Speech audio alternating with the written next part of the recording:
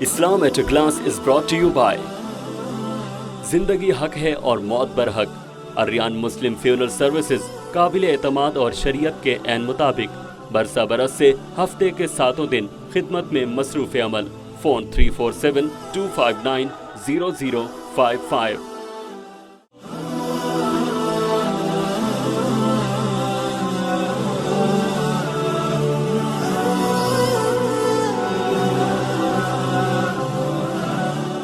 Assalamu alaikum wa rahmatullahi wa barakatuh. Alhamdulillah ahda wa salatu wa salamu man la nabiyya ba'da. Dear viewers, today the topic at hand is jihad, terrorism and violence.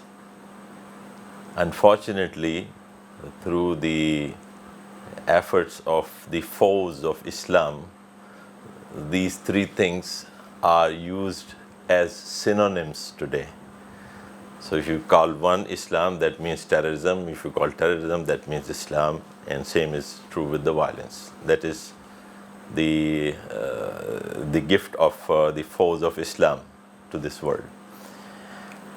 The fact of the matter is that this jihad in Islam is a very noble concept.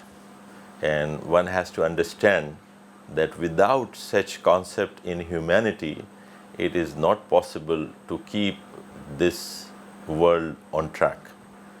It is not possible to keep it a place suitable for living of human being.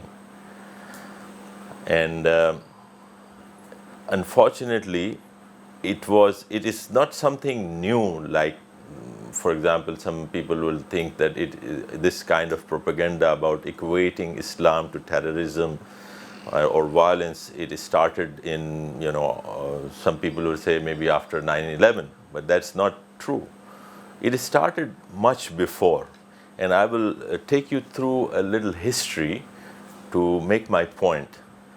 And it was much after the sword of Islam has already rusted, and the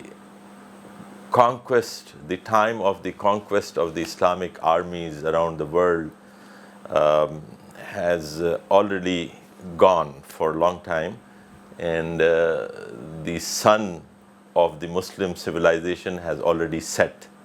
It is at that time, somewhere in the 20th century, the propaganda of equating Islam with violence has actually started.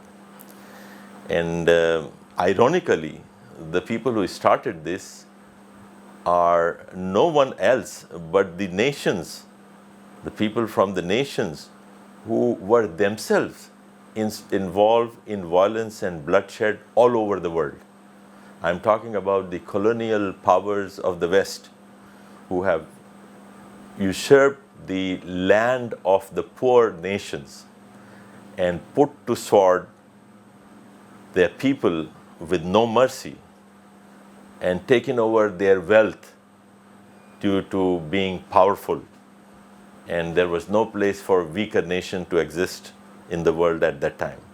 So this propaganda is coming from them at that time, where they are already involved themselves in all of these crimes against humanity, about a religion or a concept that has lost its glory. And if it would have been a right time, for example, to do this propaganda, it should have been the time when the Islam was spreading all around the world. And as I said, that its sword was not rusted. But it didn't happen then. And even afterwards, those times were not remembered as such for many centuries, but only in the time when the colonial powers have established their agenda, gone through their agenda in the world. That's when it started. And I will give you the example, or actually an incident that happened in the occupied India or the colonized India when the British were here. At that time, there was a murder of a Hindu leader from the movement of Shuddhi, which is a movement that is meant to convert the people back to Hinduism who have, on their choice, by their choice, have left Hinduism. So the people who converted out to any other any other religion, this movement was for bringing them back to Hinduism. So one of the leader of that movement was killed by a Muslim. So there was a lot of hue and cry all over India, and not only over India, but also in England, because we were being ruled by the English at that time, that Islam is a barbaric religion and it teaches violence to its followers and all that. Following that propaganda, there were two kind of responses from the Muslims, who were dominated by the British at that time, and at other places by other European nations. So the response was mostly to two extremes. Some of them, under the influence of the dominant power, they say, no, this is all wrong, the jihad is not even part of Islam, and things like that. The other took the line and went to the extreme and used this concept in a wrong way. This is the same situation almost which exists today. So what happened at that time, that there was a young man of 23 or in his early 20s, and he was attending a gathering in which one of the leaders of that time, Muslim leader with the name Muhammad Ali Johar, was making a speech, and he was attending that speech, this young man, and his name was Sayyid Abul Ala Maududi. And when he was attending this lecture or this speech, he was listening to that speech.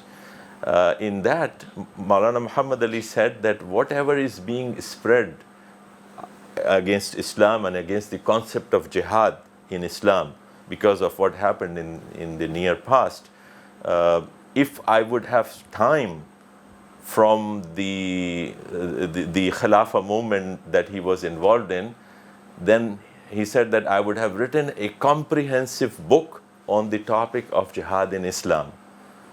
But unfortunately, I don't have time from other important things that I have to do. So this young man, Sayyid Maududi, at that time, he said, I will do this work. And over the course of some years, he finished an excellent masterpiece on the subject of jihad in Islam. Actually, the name of that book in Urdu is JIHAD Fil ISLAM.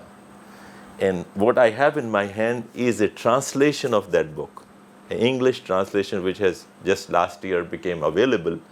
And fortunately, I was part of the translation. The translation was made by my elder brother, Wing Commander late Rafatullah Shah, and I edited this book. May Allah accept our efforts. But this is an excellent material to go over today when we are facing with similar situation, where the propaganda against this concept, this noble concept of jihad, is going all over, and we are listening to that and being influenced and being influenced by this propaganda, and from our responses from the Muslims also, as I said, at that time was at the two ends. Today as well, the same thing. Under the influence of this propaganda, some of the people started saying that this jihad is not part of Islam, as if, and the others were putting everything that is not even that cannot be considered as jihad, and that sometimes is actually violence, and they started regarding as jihad. So this was two reactions. But as I said, that this book is a balanced treatment of the topic of the subject, and one should go and read to these marvelous words of Sayyid Abul Ala Maududi. Jihad in Islam is regarded as very high, so much so that it is in the hadith we see that the reward that is for the mujahid who make this struggle. Jihad means making a struggle, striving hard in the path of Allah.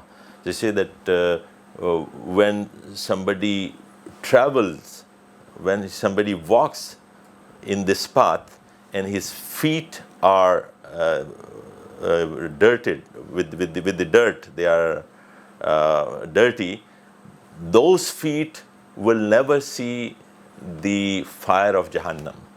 Or the eyes who have spent the night looking for the enemies so they be defended against their attacks, those eyes will never see the fire of Jahannam. So these are, and many other hadiths and many of the other ayahs of Quran, and it is regarded very high, as I said. In one of the ayah from Surah At-Tawbah, it say that aja'altum, Bismillah ar-Rahman ar-Rahim, aja'altum siqayat al-hajj wa imarat al-masjid al-haram kaman amana billahi wal yawm al-akhir wa jahada fi sabilillah la yastawuna indallah. Allah is saying that those who think that the giving water to the pilgrims and having the authority or the leadership of the place of the house of Allah, that is Kaaba, they think having those positions is more than the position of a person who believes in Allah and Yawm al-Akhirah and makes jihad in his way. Then he said, no, these two things are not equal. And he said the later ones are the people who has higher station. Ulaika humul faizun. They have the higher station than the other. So he is telling that jihad is so important, and we will see that if this doesn't, if it doesn't happen, if it would not happen, then the whole world will be chaotic. It will have no mercy for the poor, and the people who have power will always try to exploit the poorer and weaker people, and the nations similarly, the weaker nation will be exploited by the powerful, as it happened in the history. So if we see this from the 2 point of views, one is if you look at the individuals. As an individual, the Muslims are from various ahadiths and from the ayahs of Quran, we are taught that we need to speak up against evil. We cannot be naive to be, just sitting quiet and looking all kind of evil happening around us. Even as an individual, we have a duty. Prophet ﷺ said that if you see an evil and you have a power in your hand to remove it, then remove it. And if you don't have that power, then at least speak against it. And then if you don't have that power even, then feel bad in your heart against it. And if you don't, this is the last stage of Iman, that you at least feel bad in your heart. So see how we are told to always use whatever power we have against the evil, to establish haqq or good. And it is not only for your own self, that nothing bad is happening to me, so I will be quiet and enjoy my life. No. Even if someone is mistreated, some poor guy, some weaker person is mistreated by someone else, then you are obliged to help the weaker one. Yeah, this is so many hadiths of Prophet ﷺ. We don't have time to go over the subject in detail, but I just wanted to establish the connection between the individual, the instructions that are given to the individual, and then what is true for the collection of people. It may be nation, it may be a collection of Muslims or a collection of good people. For them also, the duty of jihad is there. That means if one is the defensive war or defensive jihad, that is, if some enemy or someone with ulterior motives is attacking you or is planning to attack you, so in the defense of yourself and your nation, it is obligatory to get into the battlefield and try to stop the enemy from doing what he is planning to do, to usurp your land or to spill the blood of innocent people and destroy, just spreading strife and turmoil in the land. So you are supposed to get up and resist. That is one part of the one kind of war. And some of us, again, under the propaganda of the foes of Islam, they say that only defensive warfare is allowed and no other war is acceptable in Islam. It is not true. Like the individuals, we are not supposed to be only for ourselves. Same way as nations, as a collection of people, we are not only for the defense of ourselves, that my country, my nation is safe. I don't care what happens to the other poor and weaker nations. That is not what Islam teaches us.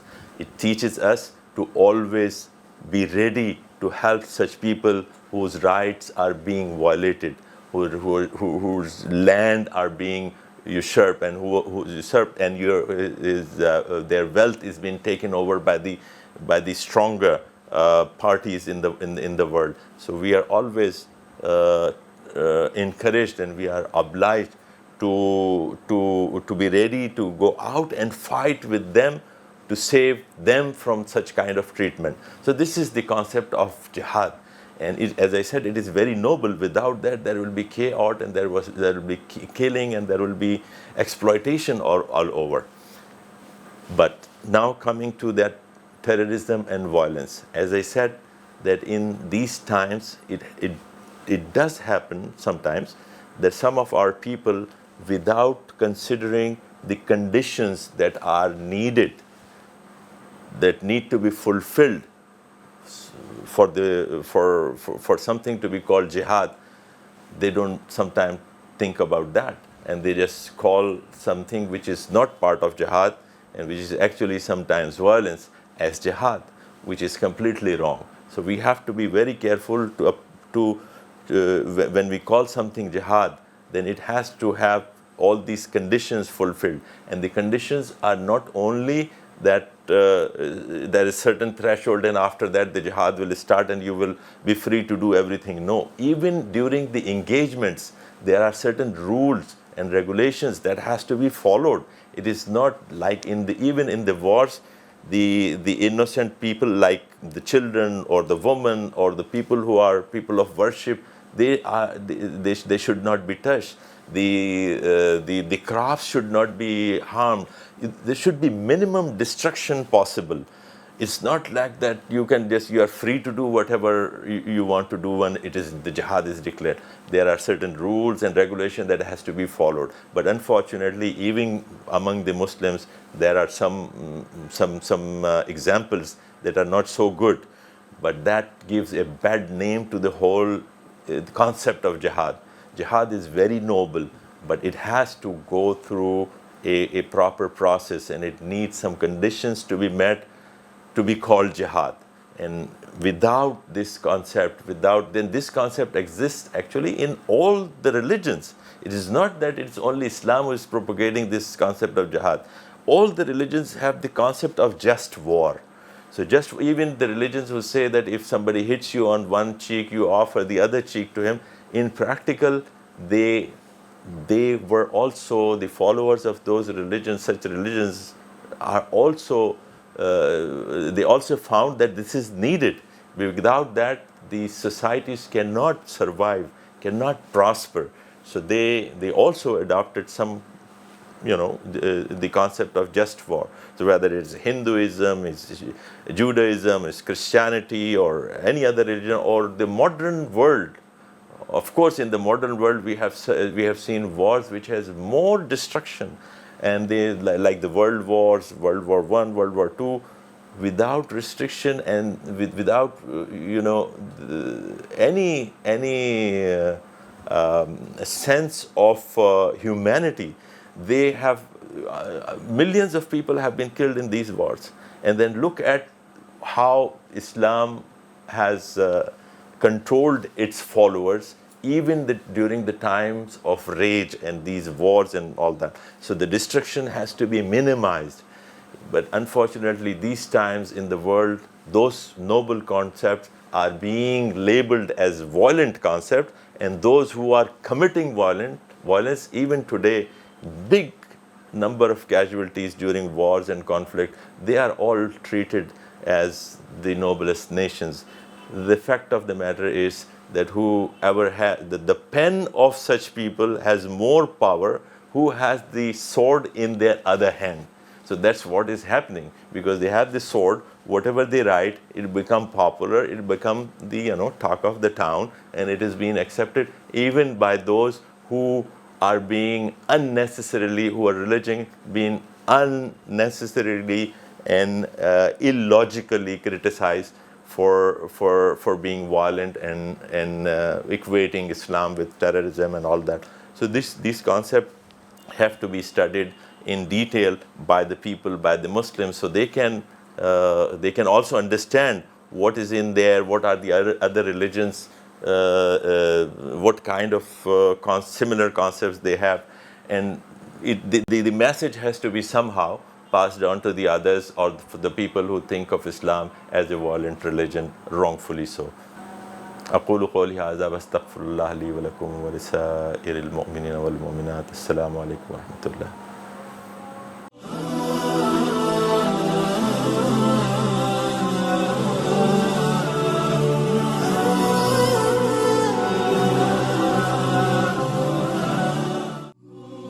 Islam at a Glance was brought to you by जिंदगी हक है और मौत बर हक, अर्रियान मुस्लिम funeral services, काबिले एतमाद और शरीयत के ऐन मुताबिक बरसा बरस से हफ्ते के 7 दिन खिदमत में मसरूफ़ अमल। फ़ोन 347-259-0055।